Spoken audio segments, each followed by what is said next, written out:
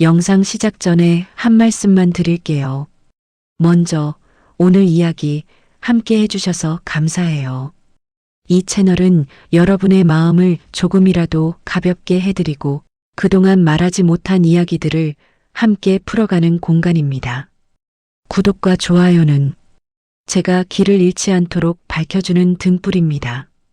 여러분의 신뢰를 잃지 않는 마음으로 진심을 담아 이야기를 전하겠습니다.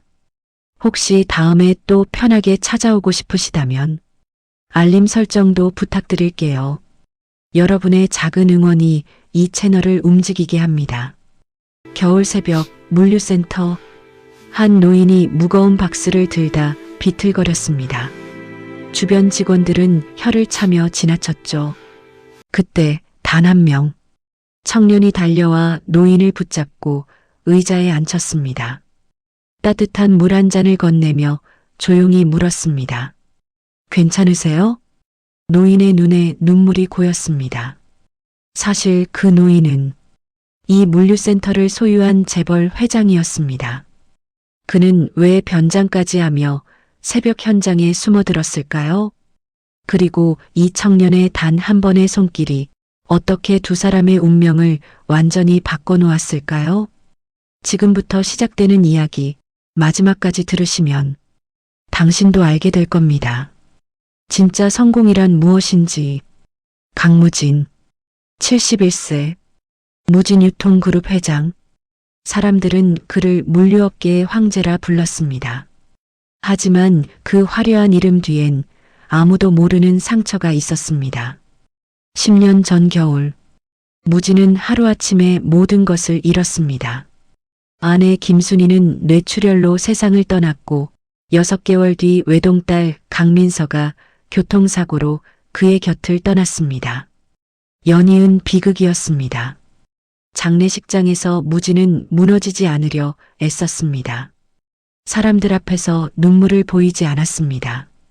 하지만 빈소 뒤 작은 방에서 그는 벽에 기대선 채 소리 없이 흔들렸습니다.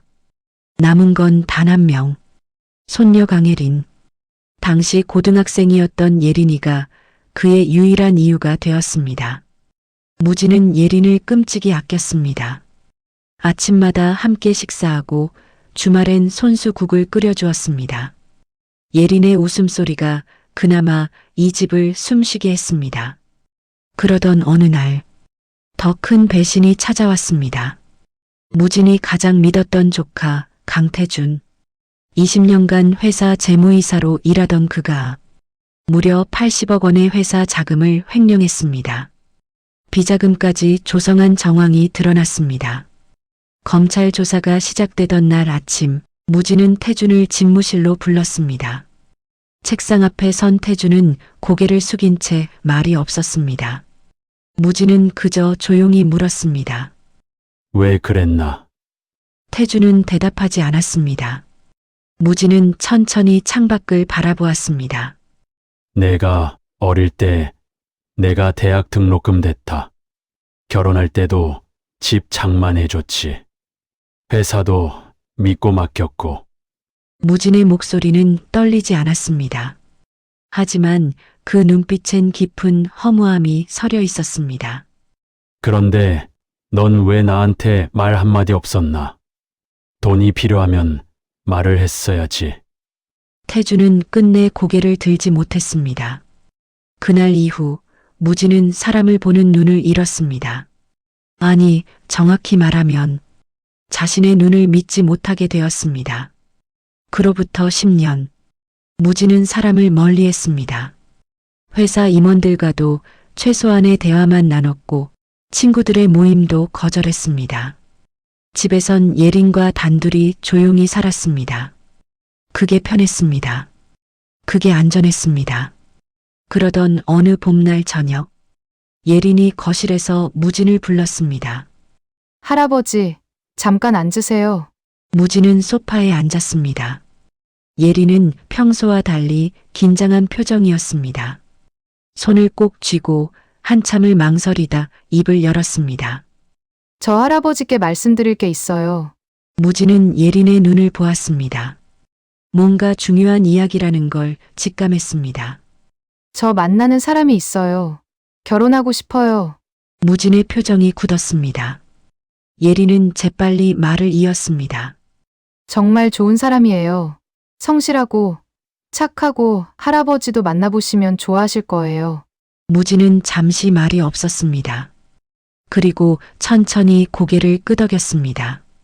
그래, 좋은 일이구나. 무진은 억지로 미소를 지었습니다. 예리는 환하게 웃으며 무진의 손을 잡았습니다. 다음 주에 꼭 소개해 드릴게요. 할아버지, 고마워요. 예리는 기쁜 마음에 자기 방으로 들어갔습니다. 거실엔 무진 홀로 남았습니다. 그의 얼굴에서 미소가 사라졌습니다. 무진은 천천히 자리에서 일어나 복도 끝 작은 방으로 걸어갔습니다.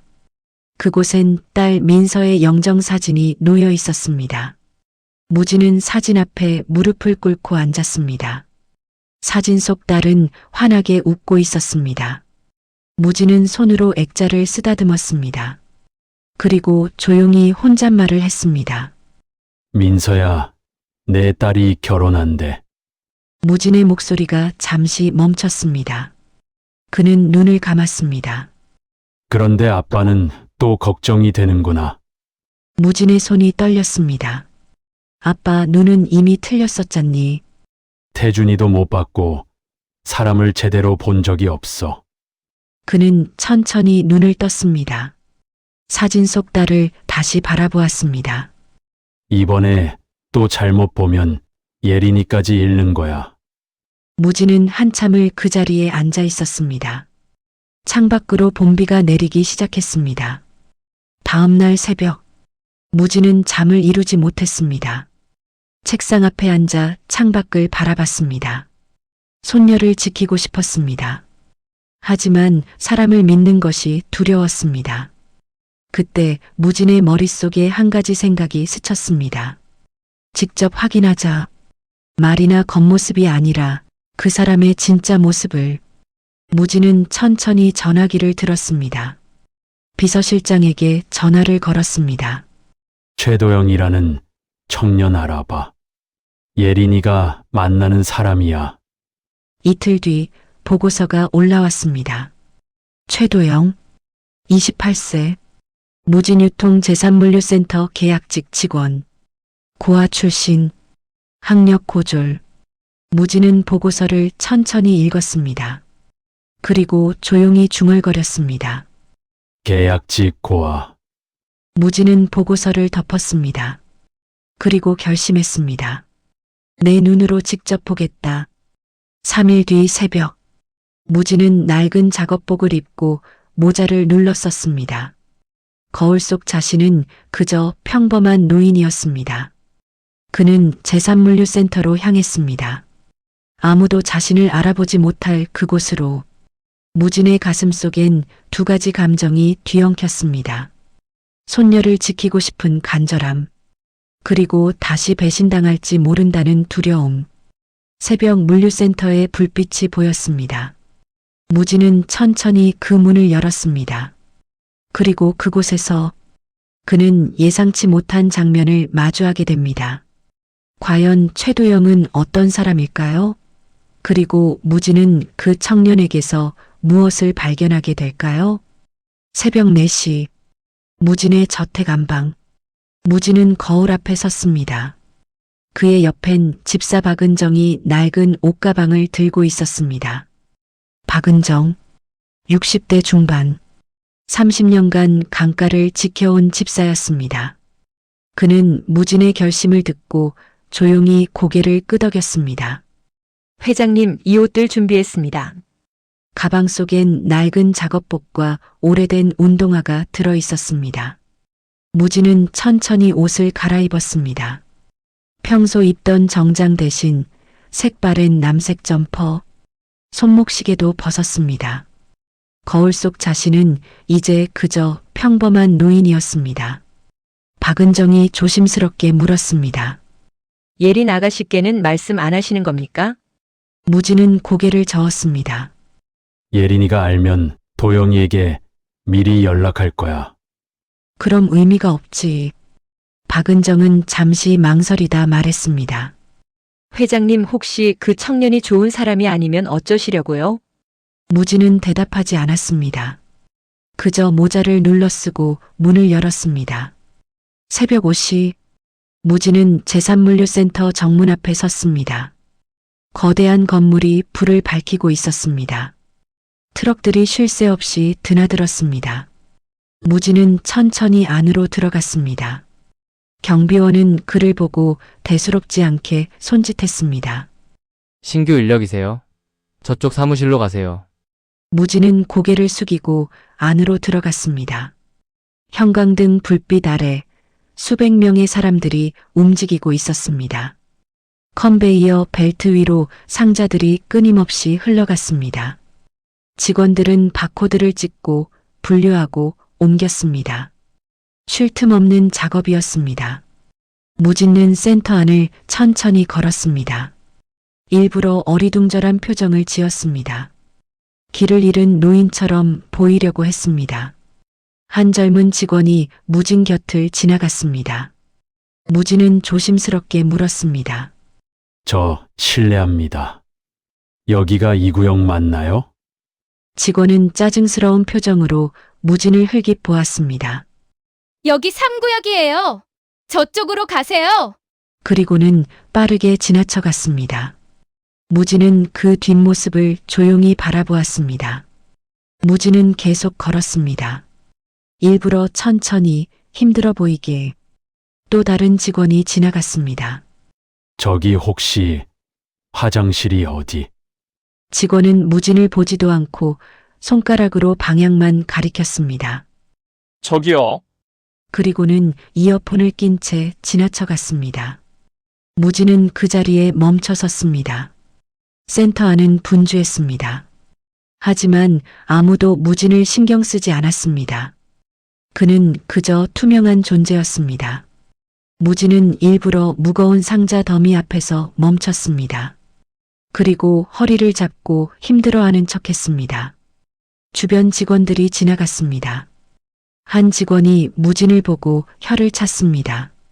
아휴, 길 좀 비켜주세요. 급해요. 무진은 비틀거리며 옆으로 비켰습니다.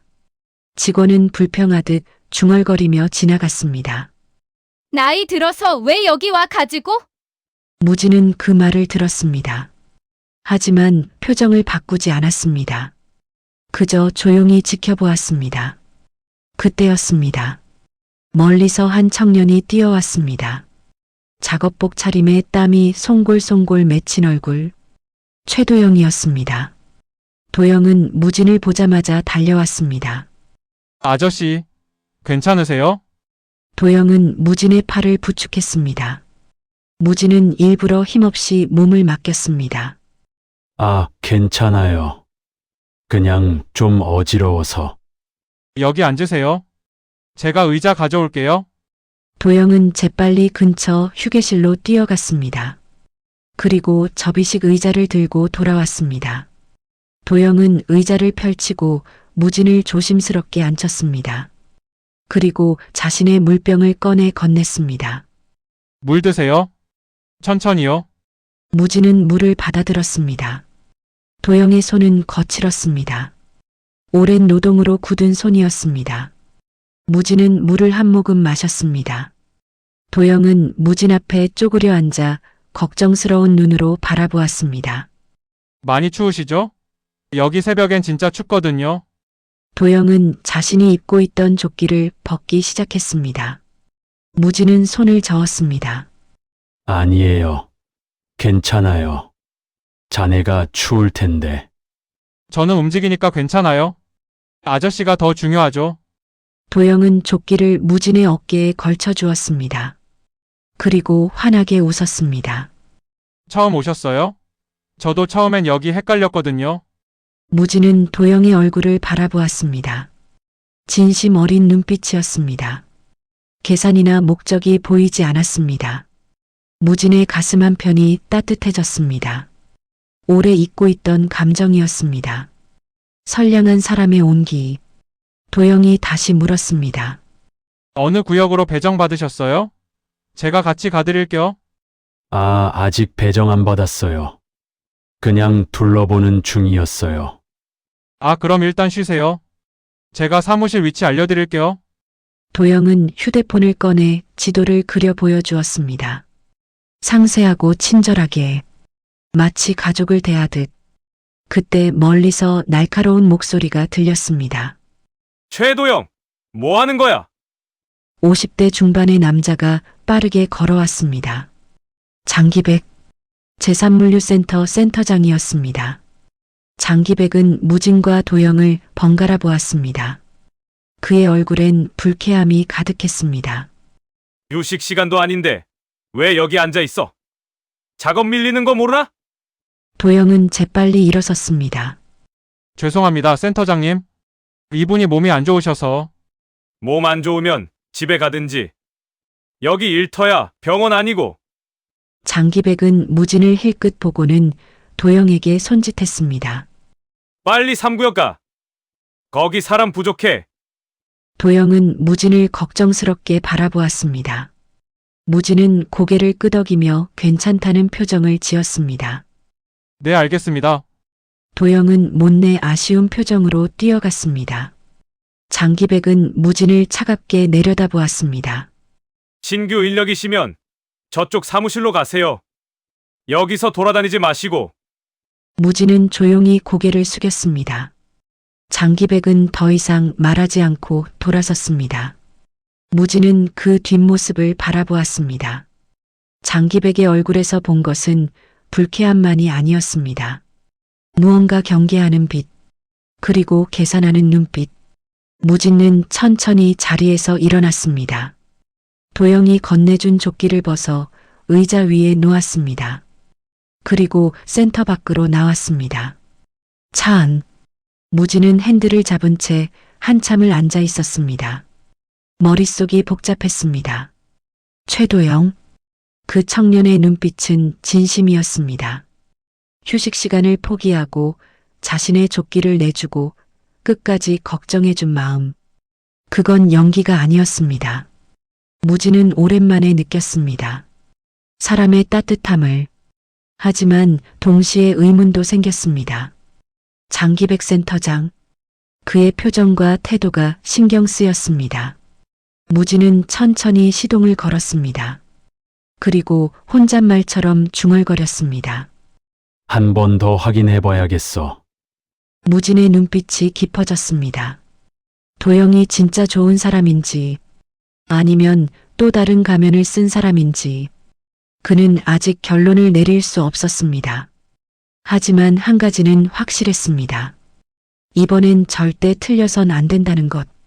손녀 예린의 미래가 걸린 문제였으니까요. 도영은 정말 진심일까요? 그리고 장기백 센터장은 왜 그렇게 경계하는 걸까요? 무진의 두 번째 테스트가 시작됩니다. 사흘 뒤, 무진은 박은정으로부터 전화를 받았습니다. 목소리가 평소와 달랐습니다. 회장님, 급히 말씀드릴 게 있습니다. 무진은 서재 문을 닫고 전화를 받았습니다. 박은정이 조심스럽게 말했습니다. 제3센터에서 최도영 씨가 징계를 받았습니다. 무진의 손이 멈췄습니다. 징계. 무슨 이유로? 근무 방해라고 합니다. 장기백 센터장이 직접 징계서를 발부했다고요. 무진은 잠시 말이 없었습니다. 박은정이 이어서 말했습니다. 그런데 회장님, 제가 센터 쪽 인사팀에 알아봤더니 이상한 점이 많습니다. 말해봐. 최도영 씨 징계 직전에 센터 내부 감사가 있었다고 합니다. 비품 구매 내역이랑 인력 운용에 문제가 발견됐다고요. 무진의 눈빛이 날카로워졌습니다. 계속해. 그런데 감사 이후 갑자기 최도영 씨가 징계를 받았습니다. 마치 누군가 시선을 돌리려는 것처럼요. 무진은 천천히 눈을 감았습니다. 다음 날 아침, 무진은 다시 물류센터로 향했습니다. 이번엔 변장하지 않았습니다. 정장 차림에 코트를 걸쳤습니다.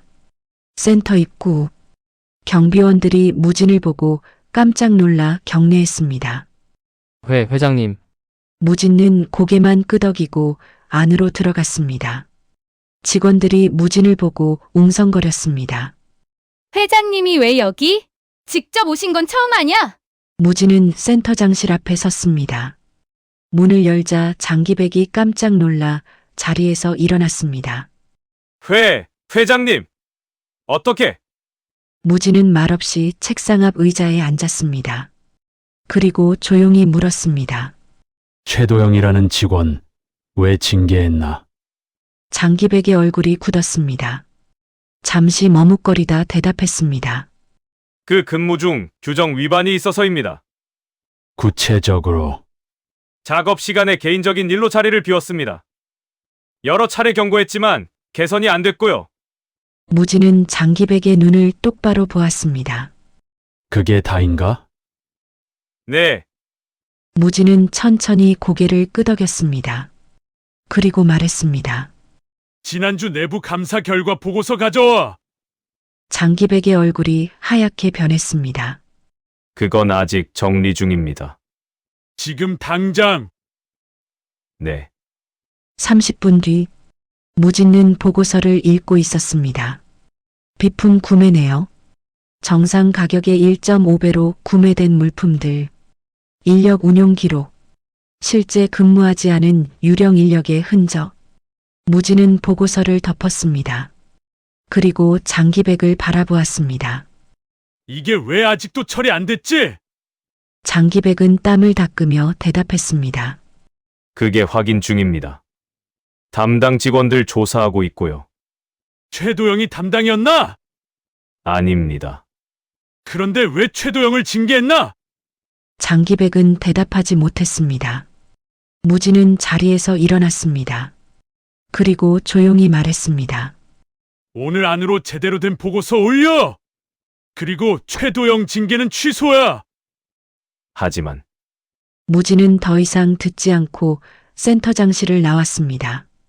복도를 걷던 무진은 멀리서 도영을 보았습니다. 도영은 구석진 휴게실에 혼자 앉아 있었습니다. 고개를 숙인 채 핸드폰을 들여다보고 있었습니다. 무진은 그 모습을 바라보았습니다. 도영의 어깨가 축 처져 있었습니다.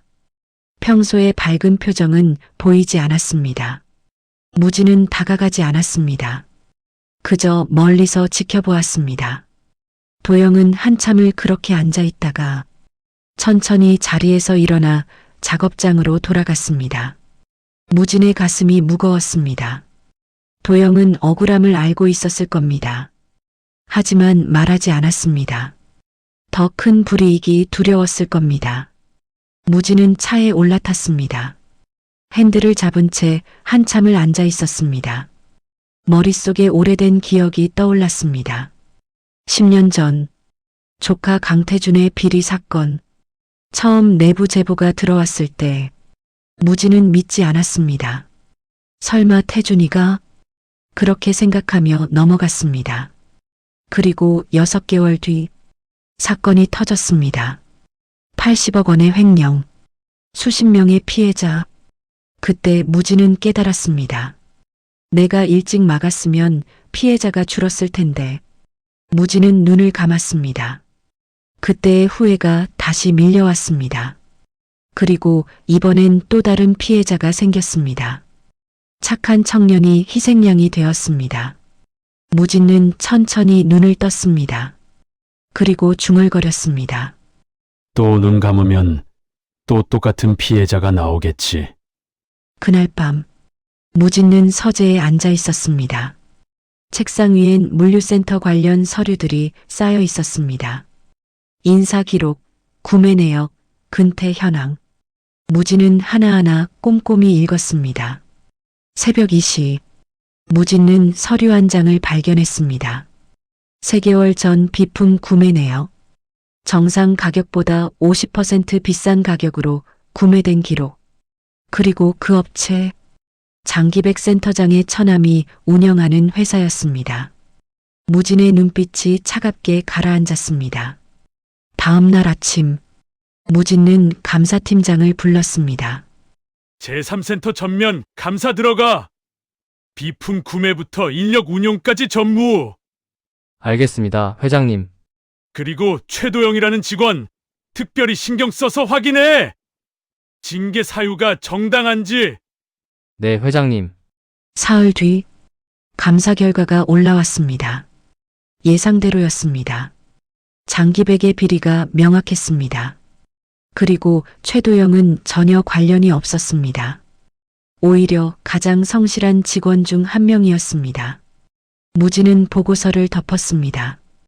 그리고 비서실장에게 전화했습니다. 장기백 센터장 즉시 해임. 그리고 관련 부서 전부 조사 들어가. 네, 회장님. 그리고 최도영 씨 인사 기록 가져와. 알겠습니다. 그날 오후 무진은 최도영의 인사 기록을 읽었습니다. 고아원 출신, 고등학교 졸업 후 여러 일을 전전했습니다. 공장, 식당, 배달, 물류센터. 하지만 어디서든 성실하다는 평가를 받았습니다. 무진은 사진 한 장을 발견했습니다. 도영이 고아원 시절 찍은 단체 사진. 20명 남짓한 아이들과 함께 웃고 있었습니다. 도영은 가장 앞줄에 앉아 환하게 웃고 있었습니다. 무진은 그 사진을 한참 들여다보았습니다. 그리고 중얼거렸습니다. 이 아이는 진짜 착한 아이구나. 무진의 마음속에 결심이 굳어졌습니다. 더 이상 외면하지 않겠다고, 착한 사람이 다치는 세상을 그냥 두지 않겠다고. 그날 저녁, 무진은 예린을 불렀습니다. 거실에 마주 앉았습니다. 예린이 걱정스러운 표정으로 물었습니다. 할아버지, 무슨 일 있으세요? 무진은 잠시 망설이다 말했습니다. 예린아, 도영이 얘기 좀 하자. 예린의 눈이 커졌습니다. 도영이요? 응. 할아버지가 그 친구에 대해 알아봤다. 예린의 얼굴이 긴장했습니다. 무진은 천천히 말을 이었습니다. 할아버지가 봤을 때 그 친구는 정말 좋은 사람이더라. 예린의 눈에 눈물이 맺혔습니다. 할아버지, 무진은 예린의 손을 잡았습니다. 미안하다. 할아버지가 의심했어. 그런데 이제 알았어. 도영이는 진심인 아이야. 예린은 무진을 꼭 안았습니다. 고마워요, 할아버지. 무진은 예린의 등을 토닥였습니다. 하지만 마음 한편은 여전히 무거웠습니다. 도영을 지켜주고 싶었습니다. 하지만 어떻게 해야 할지 아직 확실하지 않았습니다. 그날 밤, 무진은 딸 민서의 영정 앞에 앉았습니다. 조용히 말했습니다. 민서야, 아빠가 이번엔 제대로 할게. 착한 사람이 다치는 거 더 이상 못 봐. 예린이 사랑하는 사람도 지킬 거야. 영정 속 딸은 여전히 환하게 웃고 있었습니다. 무진은 사진을 쓰다듬었습니다. 그리고 천천히 자리에서 일어났습니다. 이제 무진에겐 명확한 목표가 생겼습니다. 도영을 지키는 것, 그리고 더 이상 착한 사람이 희생되지 않는 세상을 만드는 것. 하지만 무진은 아직 몰랐습니다. 이 결심이 얼마나 큰 파장을 불러올지, 그리고 도영과의 인연이 자신의 남은 인생을 어떻게 바꿔놓을지. 다음 이야기가 궁금하지 않으신가요? 무진은 과연 도영을 어떻게 지켜줄까요? 그리고 두 사람의 관계는 어떻게 변해갈까요? 일주일 뒤 감사팀의 비밀 조사가 완료되었습니다. 무진은 보고서를 받아들었습니다. 장기백의 비리는 생각보다 심각했습니다. 3년간 총 12억 원의 부당이득, 유령 인력, 허위 비품 구매, 납품업체 담합. 증거는 충분했습니다. 무진은 보고서를 덮었습니다. 그리고 비서실장에게 말했습니다. 내일 아침 8시 제3센터로 간다. 알겠습니다, 회장님. 그리고 전 직원 비상 소집해. 한 명도 빠짐없이. 비서실장이 잠시 머뭇거렸습니다. 회장님 직접 가시는 겁니까? 그래야지. 이번엔 제대로 해야 해. 다음 날 아침 재산물류센터 입구에 검은 차량 3대가 도착했습니다. 직원들이 창밖을 내다보았습니다. 저게 뭐야? 회장님 차 아냐? 웅성거림이 퍼졌습니다. 무진이 차에서 내렸습니다. 뒤따라 감사팀장과 법무팀이 함께 내렸습니다. 직원들이 급히 입구로 몰려 나왔습니다. 무진은 센터 안으로 걸어 들어갔습니다. 중앙홀에 수백 명의 직원들이 모여 있었습니다. 모두 긴장한 표정이었습니다. 무진은 단상 위로 올라갔습니다. 마이크를 잡았습니다. 홀이 조용해졌습니다. 여러분, 무진의 목소리가 홀 안에 울렸습니다. 오늘 아침 일찍 불러서 미안합니다. 하지만 꼭 해야 할 말이 있어서 왔습니다. 직원들은 숨죽이며 들었습니다. 먼저 제 이야기부터 하겠습니다. 무진은 천천히 말을 이었습니다. 며칠 전 이 센터에 한 노인이 찾아왔습니다. 직원들이 고개를 갸웃거렸습니다. 낡은 작업복 차림이었습니다. 길을 잃고 헤맸죠. 허리가 아파서 쉬고 싶었고요. 무진은 홀을 천천히 둘러보았습니다. 그런데 대부분의 직원들은 그 노인을 외면했습니다. 귀찮다는 듯이 지나쳤죠. 직원들의 표정이 불안해졌습니다. 무진은 계속 말했습니다. 하지만 단 한 사람, 무진의 눈이 멀리 서 있는 도영을 향했습니다. 단 한 사람만이 그 노인을 도왔습니다. 도영은 무진의 시선을 느끼고 고개를 숙였습니다. 무진이 말을 이었습니다. 의자를 가져오고 따뜻한 물을 건네고 자신의 조끼까지 벗어주었습니다. 그런데 여러분, 무진의 목소리가 조금 높아졌습니다. 그 청년은 그 일로 징계를 받았습니다. 홀이 술렁였습니다. 근무 방해라는 이유로요. 무진은 잠시 말을 멈췄습니다. 그리고 천천히 말했습니다. 그 노인이 누구였는지 아십니까? 직원들이 숨을 죽였습니다. 무진은 조용히 말했습니다. 바로 나입니다. 홀이 순식간에 술렁였습니다. 뭐라고? 회장님이? 직원들이 서로 얼굴을 마주 보았습니다. 도영은 그 자리에서 얼어붙었습니다. 눈이 커졌습니다. 믿을 수 없다는 표정이었습니다. 무진은 도영을 보며 말했습니다. 최도영 씨, 도영이 벌떡 자리에서 일어났습니다. 죄송합니다. 목소리가 떨렸습니다. 미안합니다, 회장님. 제가 몰라봤습니다.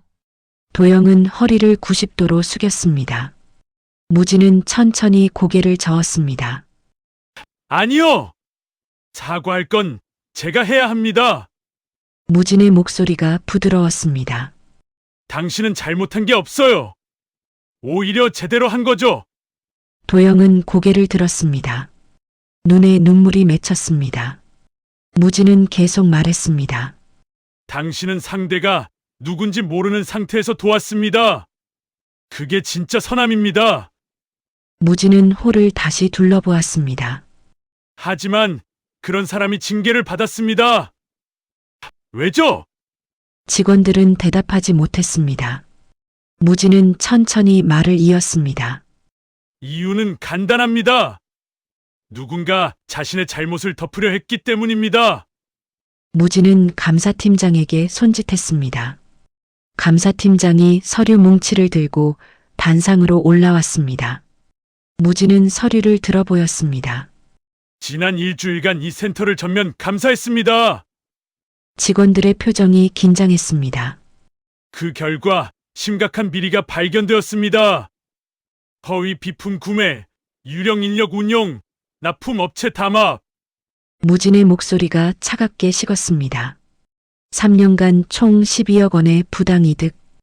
홀이 다시 술렁였습니다. 무진은 계속 말했습니다. 그리고 그 중심에 있던 사람은 무진은 멀리 서 있는 장기백을 보았습니다. 장기백 센터장입니다. 장기백의 얼굴이 하얗게 변했습니다.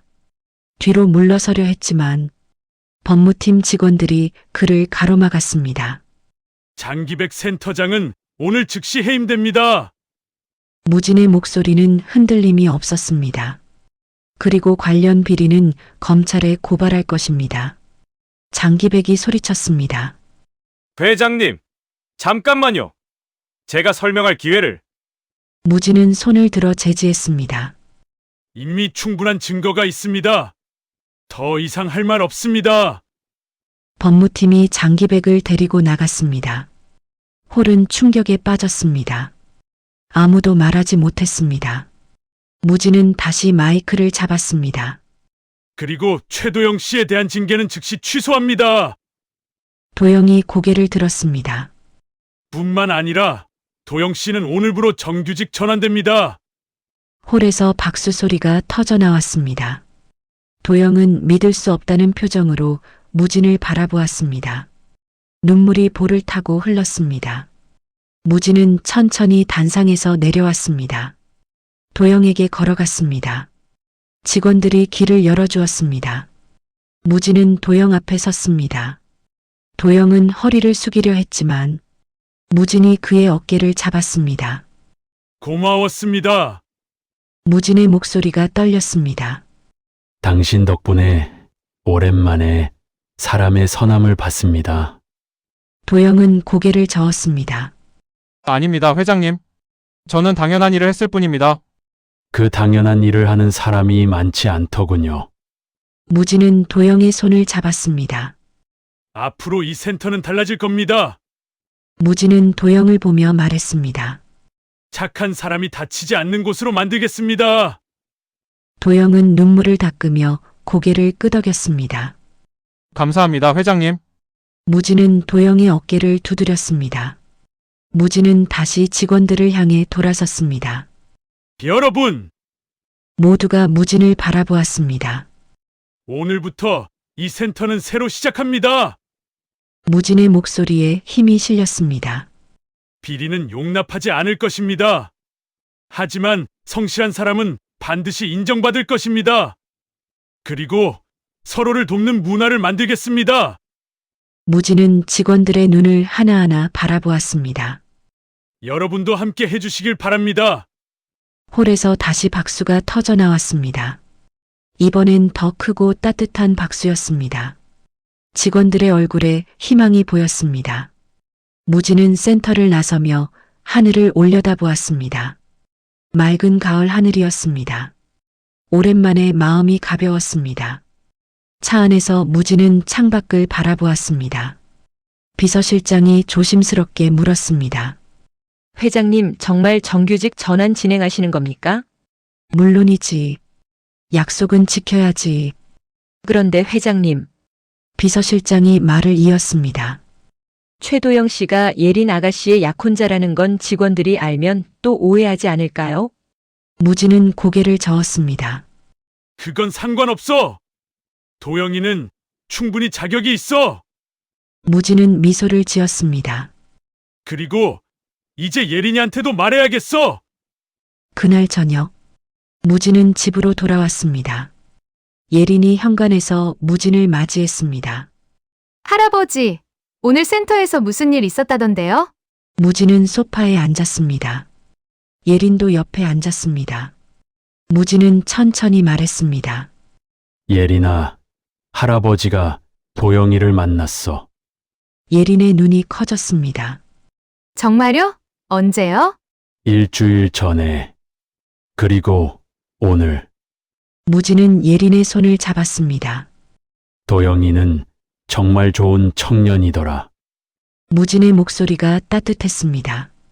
착하고 성실하고 너를 맡겨도 되겠어. 예린의 눈에 눈물이 고였습니다. 할아버지, 다음 주에 집으로 초대해. 정식으로 인사하고 싶어. 예린은 무진을 꼭 안았습니다. 무진은 예린의 등을 토닥였습니다. 오랜만에 마음이 평화로웠습니다. 이제 무진에겐 확신이 생겼습니다. 도영은 예린을 행복하게 해줄 사람이라고, 그리고 자신도 도영을 믿고 지켜줄 수 있다고. 그날 밤, 무진은 딸 민서의 영정 앞에 앉았습니다. 민서야, 봤지? 무진은 환하게 웃었습니다. 내 딸이 정말 좋은 사람 만났어. 그리고 아빠도 이제 괜찮아. 무진의 목소리가 떨렸습니다. 다시 사람을 믿을 수 있을 것 같아. 영정 속 딸은 여전히 환하게 웃고 있었습니다. 무진은 사진을 쓰다듬었습니다. 그리고 조용히 중얼거렸습니다. 고맙다, 민서야. 이제 마지막 이야기가 남았습니다. 무진과 도영, 그리고 예린의 미래는 어떻게 펼쳐질까요? 이들이 함께 만들어갈 새로운 시작이 궁금하지 않으신가요? 일주일 뒤, 무진의 저택, 거실 창으로 따뜻한 오후 햇살이 들어왔습니다. 무진은 소파에 앉아 시계를 보았습니다. 오후 3시, 곧 손님이 올 시간이었습니다. 박은정이 차를 준비하고 있었습니다. 무진이 조용히 물었습니다. 은정이 긴장되는구먼. 박은정이 미소 지었습니다. 회장님이 긴장하시는 건 처음 보는 것 같습니다. 무진도 웃었습니다. 초인종이 울렸습니다. 무진은 천천히 일어났습니다. 박은정이 문을 열었습니다. 예린과 도영이 함께 들어왔습니다. 예린은 환하게 웃으며 무진에게 다가왔습니다. 할아버지, 무진은 예린을 안았습니다. 잘 왔다, 예린아. 도영은 현관에서 꼿꼿이 서 있었습니다. 정장 차림이었습니다. 머리도 단정하게 빗었습니다. 손에는 작은 선물 상자를 들고 있었습니다. 무진은 도영에게 다가갔습니다. 도영이 깊게 허리를 숙였습니다. 안녕하십니까, 회장님. 초대해 주셔서 감사합니다. 무진은 손을 내밀었습니다. 편하게 대해도 돼요. 이제 가족이 될 사람인데. 도영은 조심스럽게 무진의 손을 잡았습니다. 무진의 손은 따뜻했습니다. 도영의 눈이 붉어졌습니다. 감사합니다. 무진은 도영의 어깨를 두드렸습니다. 들어와요. 차부터 한잔 합시다. 세 사람은 거실로 들어갔습니다. 소파에 마주 앉았습니다. 박은정이 차를 따라주었습니다. 무진은 찻잔을 들었습니다. 도영도 조심스럽게 찻잔을 들었습니다. 잠시 침묵이 흘렀습니다. 편안하지만 조금은 긴장된 침묵이었습니다. 무진이 먼저 입을 열었습니다. 도영 씨, 센터에서 일은 어때요? 감사하게도 잘하고 있습니다, 회장님. 도영이 대답했습니다. 정규직 전환해 주신 것도 정말 감사드립니다. 무진은 고개를 저었습니다. 그건 당연한 거였어요. 자네가 그럴 자격이 있었으니까. 예린이 도영의 손을 잡았습니다. 할아버지, 도영이 요즘 정말 열심히 일해요. 센터 사람들도 다 좋아한대요. 무진은 예린을 보며 미소 지었습니다. 그래? 자세히 말해봐. 예린이 신이 나서 말했습니다. 도영이가 센터에서 어려운 일 있는 사람들 많이 도와준대요. 새로운 사람들 교육도 해주고요. 무진은 도영을 바라보았습니다. 도영은 쑥스러워하며 고개를 숙였습니다. 도영 씨, 무진의 목소리가 진지해졌습니다.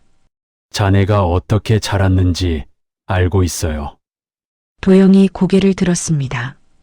고아원에서 자랐다고 들었어요. 쉽지 않았을 겁니다. 무진의 눈빛이 따뜻했습니다. 그런데도 자네는 따뜻한 사람이 되었어요. 그게 대단한 거예요.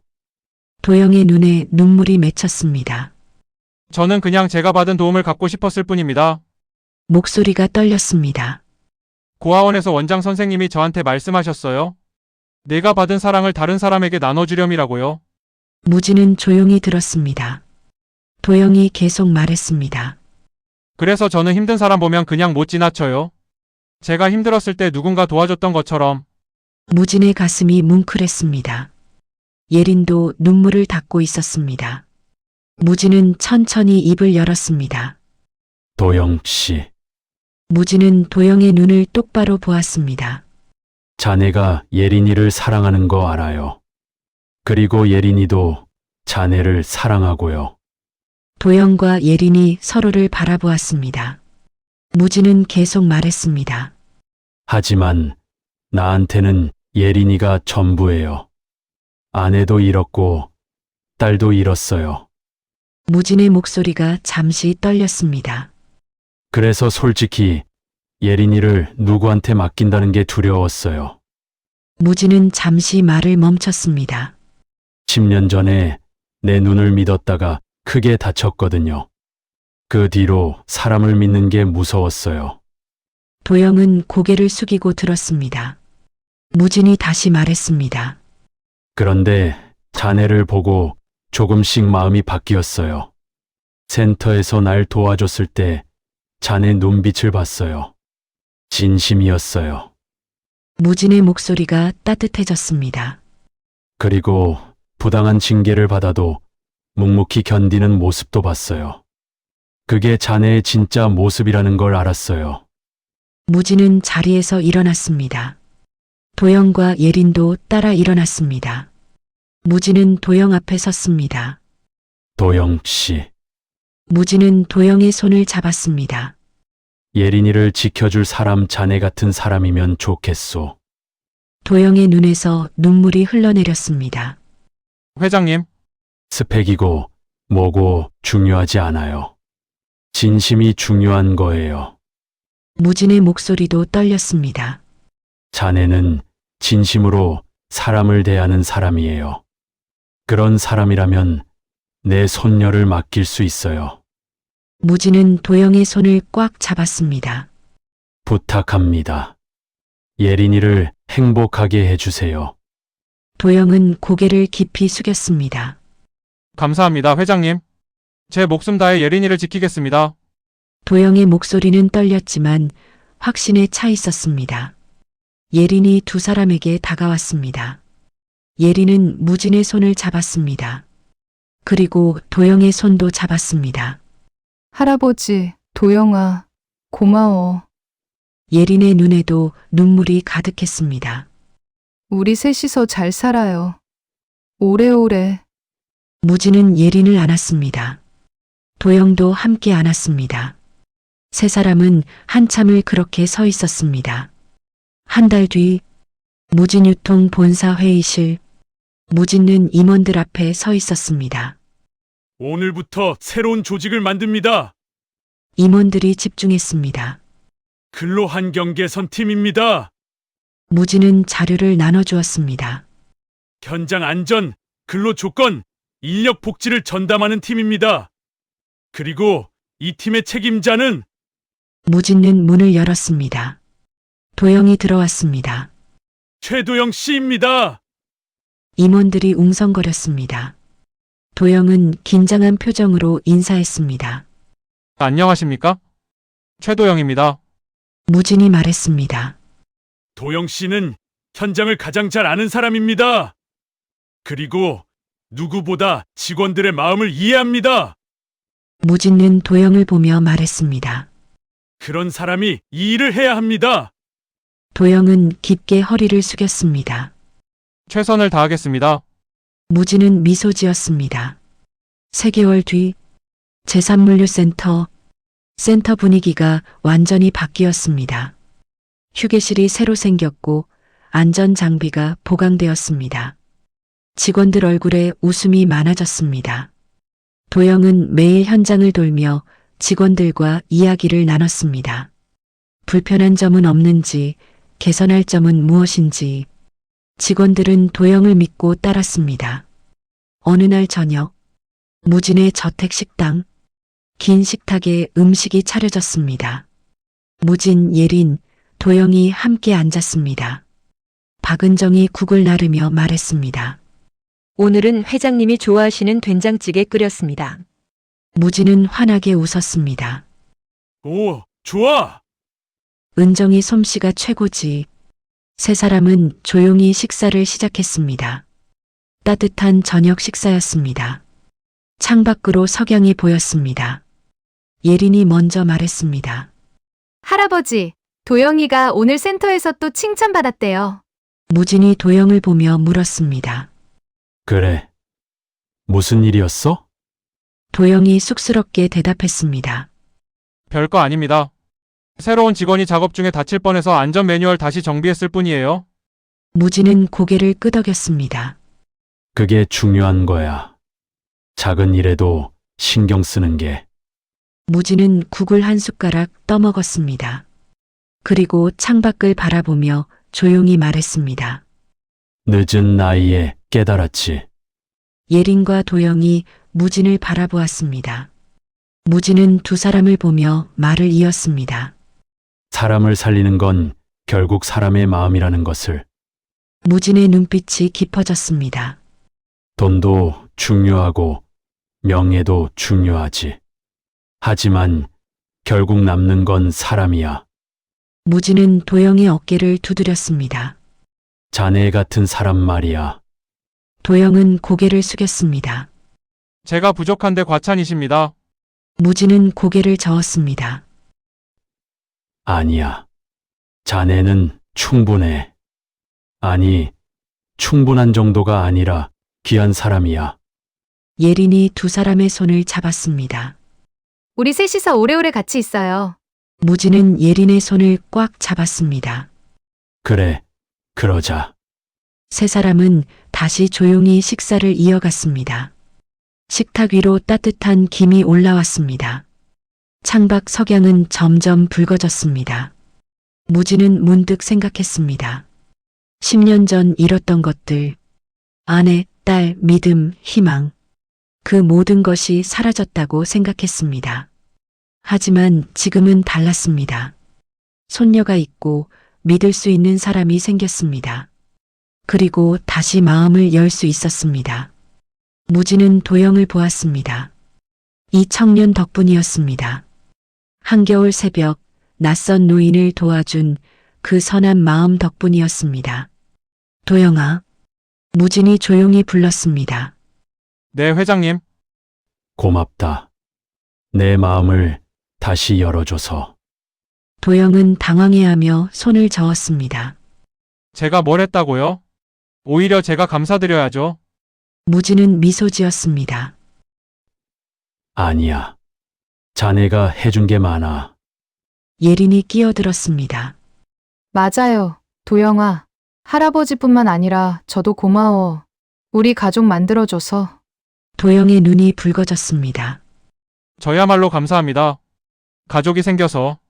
세 사람은 서로를 바라보며 웃었습니다. 따뜻한 웃음이었습니다. 오랜만에 무진의 집에 웃음소리가 가득 찼습니다. 그날 밤, 무진은 딸 민서의 영정 앞에 앉았습니다. 민서야, 봤지? 무진은 환하게 웃었습니다. 내 딸이 정말 행복해 보이더라. 좋은 사람 만나서.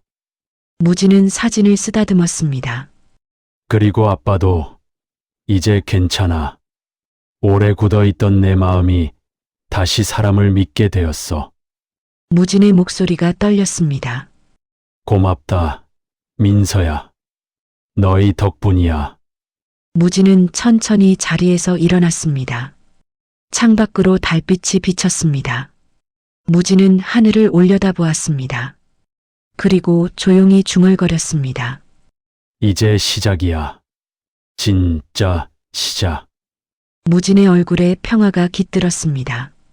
며칠 뒤 물류센터 입구, 무진은 직원들과 함께 서 있었습니다. 새로운 안전시설 개소식이었습니다. 도영이 무진 옆에 섰습니다. 무진은 도영을 보며 물었습니다. 긴장돼. 조금요. 무진은 도영의 어깨를 두드렸습니다. 자네가 만든 거야. 자신 있게 해. 도영은 고개를 끄덕였습니다. 그리고 직원들 앞에서 말했습니다. 오늘부터 이 센터는 더 안전해집니다. 여러분 모두가 안심하고 일할 수 있도록 최선을 다하겠습니다. 직원들이 박수를 쳤습니다. 무진도 함께 박수를 쳤습니다. 그리고 생각했습니다. 사람의 마음이 세상을 바꾼다. 무진은 확신했습니다. 도영 같은 사람이 있는 한 이 세상은 괜찮을 거라고. 석양이 지고 있었습니다. 무진, 예린, 도영은 함께 센터를 나섰습니다. 세 사람의 그림자가 길게 늘어졌습니다. 무진은 두 젊은이를 바라보며 생각했습니다. 이제 안심이야. 예린의 미래도, 회사의 미래도, 그리고 자신의 남은 인생도 모든 것이 제자리를 찾았습니다. 오래 닫혀있던 무진의 마음도 다시 열렸습니다. 그리고 그 시작은 겨울 새벽 한 청년의 따뜻한 손길이었습니다. 진짜 성공은 무엇일까요? 오늘 이 이야기가 여러분께 작은 깨달음이 되었기를 바랍니다. 선한 마음 하나가 세상을 바꿀 수 있습니다. 구독하시면 더 많은 시니어 감성 영상과 인생과 가족에 대한 이야기를 계속 만나보실 수 있습니다.